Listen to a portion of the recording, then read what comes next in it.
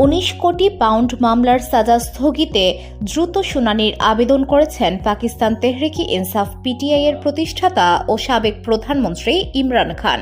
ইসলামাবাদ হাইকোর্টে আইএইচসিএ এই আবেদন দাখিল করেছেন তিনি।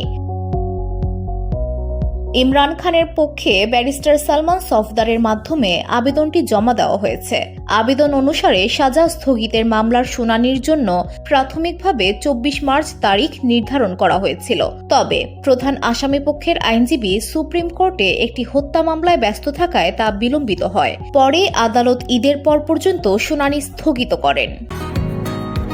বসুন্ধরা, উত্তরা, বনশ্রী, কুড়িল ও বাড্ডা সহ রাজধানীর বিভিন্ন স্থানে অভিজাত ও অত্যাধুনিক মানের ফ্ল্যাট কেনার এক নির্ভরযোগ্য প্রতিষ্ঠান প্লেজেন্ট প্রপার্টিজ লিমিটেড। তাই আপনার স্বপ্নের আবাসনের জন্য আজই যোগাযোগ করুন।